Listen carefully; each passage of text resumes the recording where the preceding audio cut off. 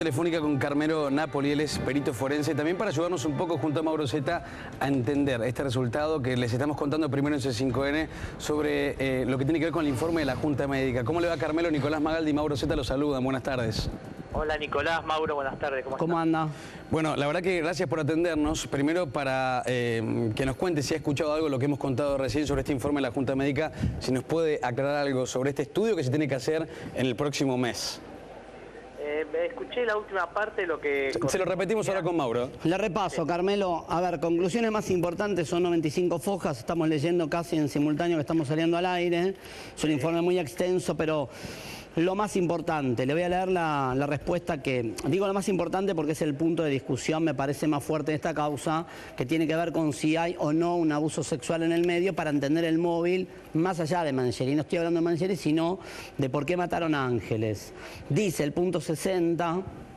Las lesiones identificadas como 5 y 8 son compatibles con el mecanismo de producción de golpe, choque, roce o presión con o contra cuerpo duro y romo. Las mismas se sitúan en la región paragenital, cara interna de ambos muslos y región inguinal. Esta región anatómica suele verse afectada en cuanto a la localización de las lesiones en las agresiones sexuales, dicen en la Junta Médica, y aclaran. Sin perjuicio de lo expuesto, la interpretación definitiva de las lesiones queda supeditada al estudio histopatológico de las mismas a fin de ratificar, rectificar y o complementar dicha apreciación. Y el doctor Adolfo Méndez, por la defensa, dice: deseo agregar que las lesiones como las descritas son pasibles de hallarse en prácticas sexuales caracterizadas de tipo sadomasoquistas que implican consentimiento de los participantes. Me parece que es una de las cuestiones importantes. La otra, que la Junta Médica determina que Ángeles murió asfixiado en un mecanismo mixto de sofocación y estrangulamiento manual, que no hubo agonía, que no murió en la compactadora, que fue golpeada y que la data de muerte es entre las 11 y las 17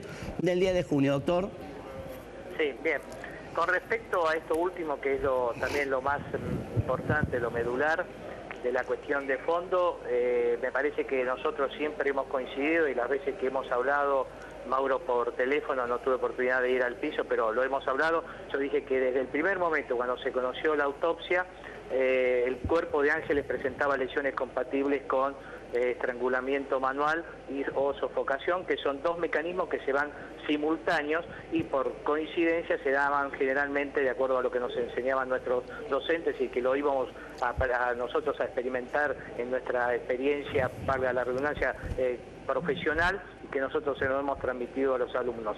Ese mecanismo más las lesiones en la región pudenda o la región paragenital son compatibles con abuso seguido de muerte. Esto nosotros lo hemos dicho desde el principio, sin necesidad de que la Junta ahora ratifique lo que nosotros veníamos diciendo. Ahora, Napoli, el hecho de que la Junta deje abierto ese espacio para decir que no pueden asegurarlo, ¿no? Que necesitan el estudio histopatológico para dar, le leo textual, dice: sin perjuicio de lo expuesto, la interpretación definitiva de las lesiones queda supeditada al estudio histopatológico de las mismas. Está bien, Mauro, pero está bien. Pregunto. Y esto lo hacen, sí, lo Pregunto, hacen siempre. ¿le alcanza al juez para recalificar o está todavía, o el juez, si trabajara con criterio en este caso puntual, le conviene esperar el histopatológico, cosa que no diga algo en contrario? Mauro, mira, el tema es un juez que es muy prolijo y no quiere dejar liberado nada al azar. Cualquier duda, él lo primero que hace es ratificarlo, sea lo que sea, cueste lo que cueste. Él intenta, por sobre todas las cosas, no tener nada que se quejen las partes, nada que las partes pidieran pudieran no ser peritadas o no ser ratificados. En este caso, para nosotros, le vuelvo a repetir que hemos visto la foto y hemos visto las filmaciones, no hemos estado en la autopsia, hemos coincidido en que esas son lesiones producto de una agresión sexual. Lo que sí hizo Kolobka y también sale en el estudio anatomopatológico, que nosotros siempre decimos en las autopsias, nosotros esto es lo que vemos macroscópicamente. No obstante eso, vamos a sacar una muestra y lo vamos a llevar a anatomía patológica o a histopatología para que nos ratifiquen lo que nosotros estamos viendo. Esto se hace de práctica y es de cotidianidad. Si a mí me preguntan, ¿esto es compatible con esto? Yo digo que sí, pero bueno, vamos a esperar la ratificación. Pero por eso, está bien esperar, digo, listo. histopatológico para que no queden dudas, digamos. Todo, sí, por supuesto, porque lo que hacemos nosotros es la impresión macroscópica, ratificarlo después con el análisis indubitable del anatomopatólogo o de la histopatología, porque esas son pruebas indubitables. No hay forma de que el patólogo diga una cosa que no sea por otra. Nosotros en la visión macroscópica pueden haber cosas que se superponen, y en un cuerpo, el de Ángeles, como tuvo tanta contaminación y tanta agresión, tanto premortem como postmortem, nosotros eso no lo podríamos asegurar 100%. Entonces mandamos las muestras para que lo haga anatomía patológica, que es la única que nos puede decir sí o no, pero nosotros no lo podríamos asegurar.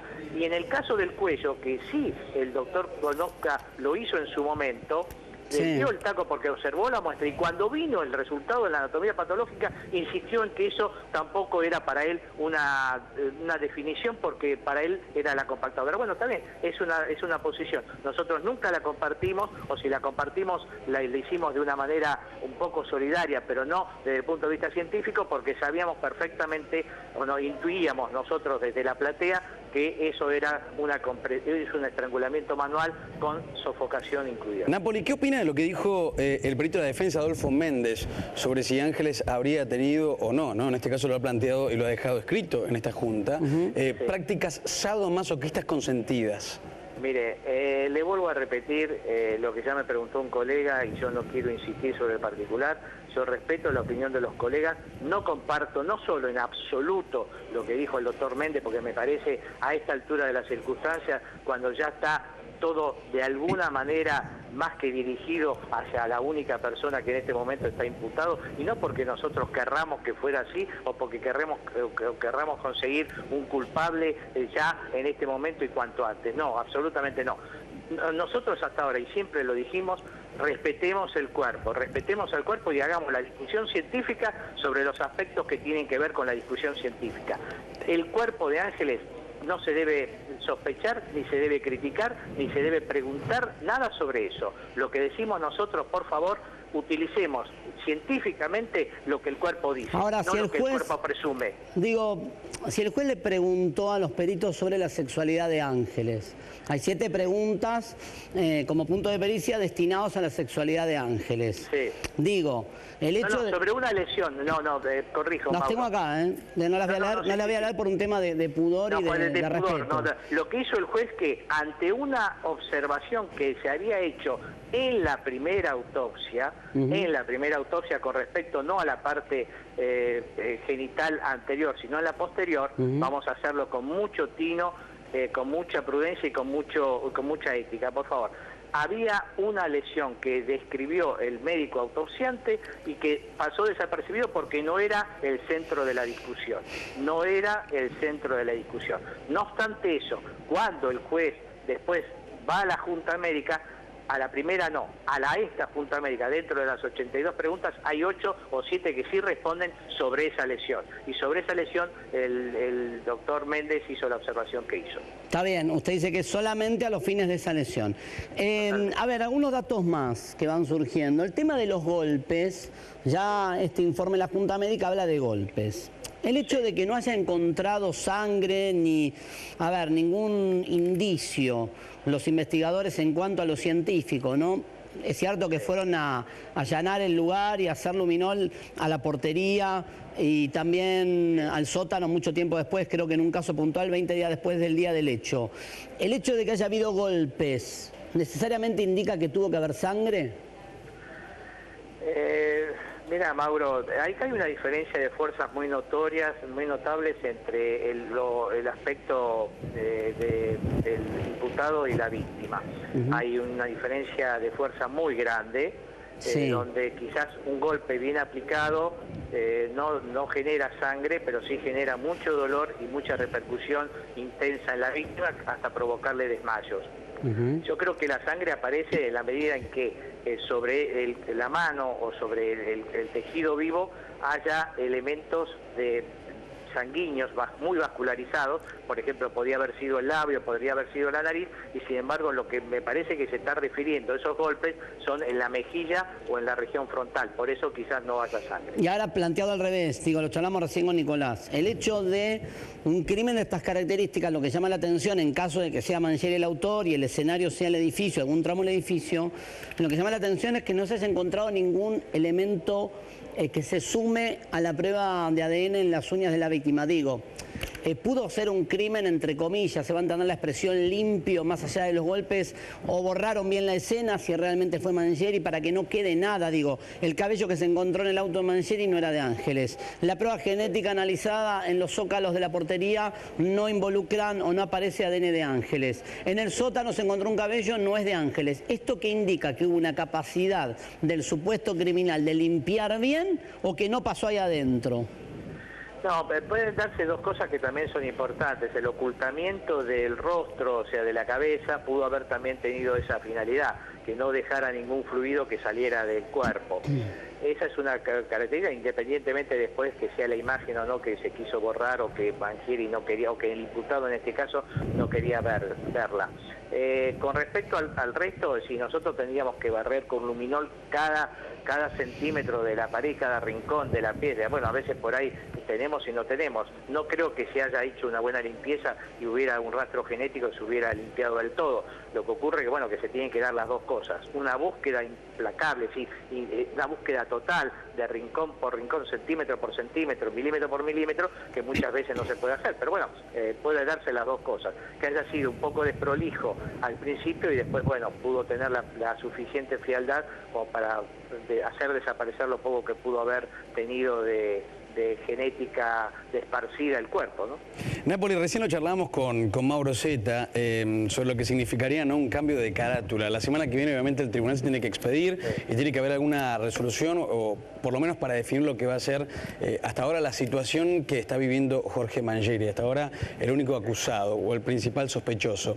¿Qué pasaría de confirmarse esta presunción de un ataque sexual?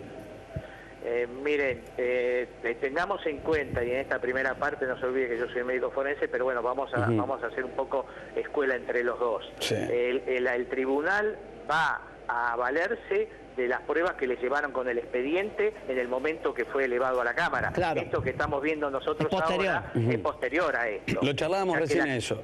Claro, la Cámara Pero puede pasar, a ver, Napoli, vamos también... No, pero sí, está bien, los tres camaristas no viven en un iglú. No, lo que digo es que, pregunto al revés, puede ser que la Cámara haga la audiencia, escuche a las partes. Sí. Esto, la pregunta es, no lo sé, técnicamente es un tema más para un penalista que para usted, Claro. si esto se puede incorporar como eje del debate en la audiencia. Yo estimo que no, porque no está planteado sobre ese eje. No está en la discusión. Claro, no está en la discusión, pero puede pasar que la Cámara tome una determinación, sea confirmar, anular, lo que sea, y que después el juez recalifique y diga, lo cito otra vez a Mangieri porque probé el abuso sexual. Porque acá, Totalmente, digamos, claro. acá hay una cosa en el título que podríamos, estaba pensando recién, ¿no? Acá es como que los expertos dicen, puede ser una agresión sexual, pero no lo podemos confirmar hasta que no esté el histopatológico. Pero dicen puede ser una agresión sexual. No tienen certeza de 100% porque son cautelosos en decir esperemos el histopatológico. Pero el juez podría en el futuro recalificar. No, yo me quedé pensando, para sumar a lo que decía Nicolás recién, el tema el mecanismo mixto de sofocación y estrangulamiento. ¿Usted está viendo C5N, está mirando la pantalla o está en otro lugar? No, lamentablemente estoy en otro lugar. Bueno, yo recién trataba de explicar con mi cara y con mi mano y demás. Puede darse un mecanismo mixto, es decir, que tomen a una persona del cuello, en lo que uno tiene representado como la figura típica de estrangulamiento, agarrar del cuello para apretar el cuello y estrangular, y en simultáneo tapen la boca. Estoy haciendo eso en cámara para que se entienda. ¿Eso puede pasar?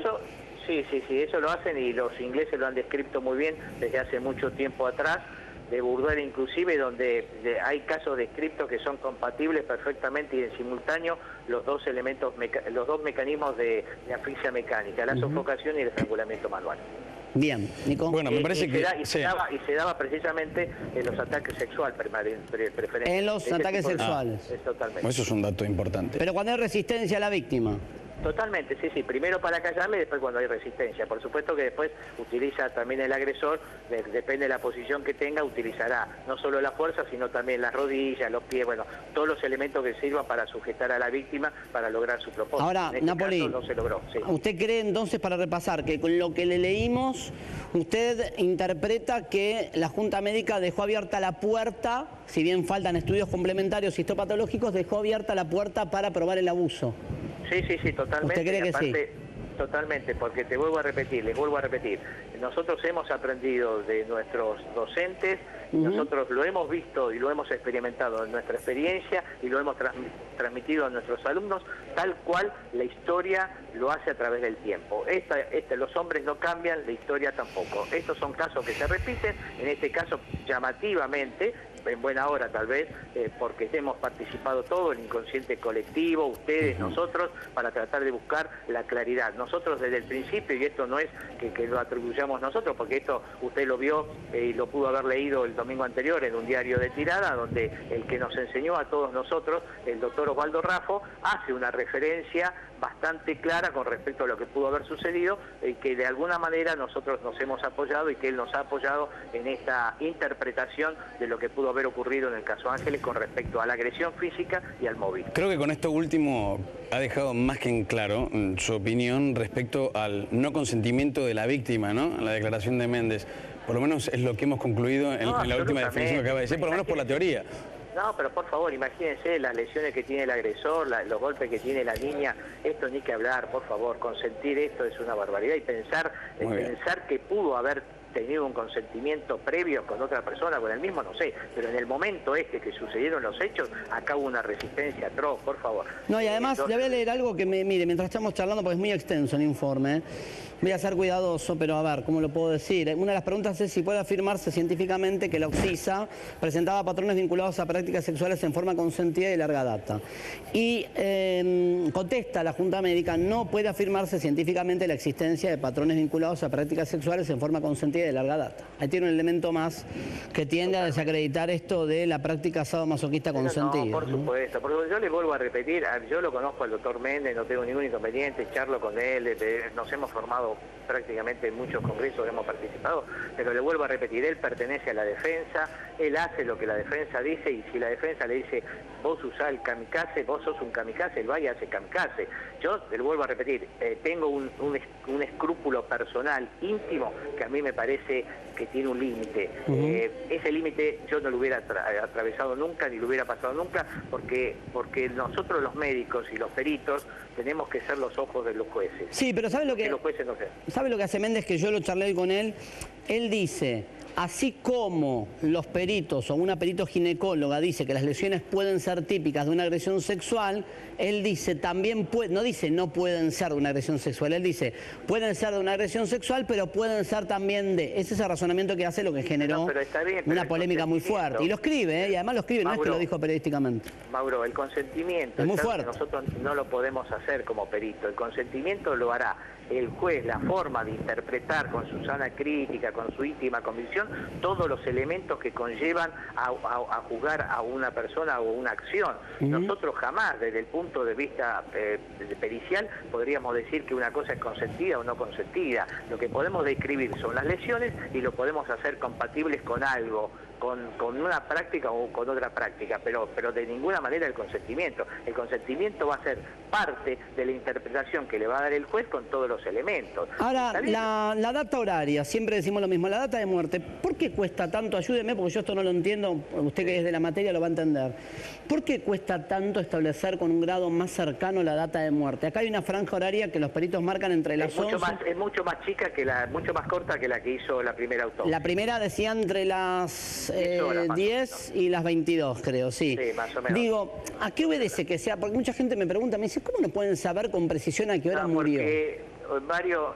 Mauro, si vos tenés ahí, si ustedes tienen ahí el análisis del humor vítreo, se podrían haber dado cuenta que la data de la muerte hubiera sido un poco más precisa si el dato del humor vítreo hubiera figurado es decir, como parte integrante del plexo de la autopsia. Sin embargo, no está. Yo no he tenido conocimiento de que el laboratorio haya emitido el resultado del humor vítreo, que sí fue sacado del cuerpo de Ángeles en el momento que se hizo la autopsia y mandado para periciar. Ustedes saben que el humor vítreo es la descomposición química que tiene el sodio, el potasio, etcétera, etcétera, y que nos va de acuerdo a la descomposición, de acuerdo a los humanos o a los animales, etcétera, etcétera, tienen distintas... ¿Se saca del ojo eso? Exactamente, se saca, mire, es un líquido del ojo, sí. Le voy a leer algo interesante, a ver si nos puede ayudar, que está en la pregunta 55. Se determine cuáles de las lesiones vitales de la víctima resultaron mortales y en su caso en qué lapso de tiempo producen la muerte, dándose las razones científicas de ello. Y este es un dato que hasta ahora no teníamos, estoy leyendo casi en simultáneo con usted. Las conclusiones de la Junta dice: las lesiones vitales descritas como productoras de la asfixia mecánica señalada en el punto 45 resultaron mortales. Hasta ahí lo que habíamos charlado. En cuanto al tiempo de producción de la muerte, podemos informar que no es posible determinarlo con exactitud matemática. No obstante, es posible situarlo en un lapso comprendido entre el inicio de la compresión generada en el mecanismo asfíctico hasta alrededor de 5 minutos después. Exactamente, 3 minutos promedio, entre 0 y 5 minutos. Es decir, la muerte, a ver, para decirlo en términos más periodísticos que científicos, la muerte murió en 5 minutos, desde que empieza el ataque hasta que muere pasaron 5 minutos. Más o menos ese es un dato nuevo que estamos sumando. Murió en 5 minutos. Ese es el tiempo que nosotros calculamos teniendo en cuenta esto, la diferencia de la defensa que pudo haberse hecho la víctima y de las características del victimario. Si ustedes comparan, a mí no me gustan las comparaciones, pero vos que ustedes que son especialistas en policiales se van a dar cuenta. A ver. Fíjese, por ejemplo, ¿se acuerda del caso Monzón con Alicia Muñiz? Sí. Bueno. Caso Monzón con Alicia Muñiz, una discusión, los dos alcoholizados, etcétera, etcétera. La mujer le dice algo de pijotero, una cosa así, yo no soy pijotero, la agarra del cuello. Imagínese, Alicia Muñiz pesaba 47 kilos.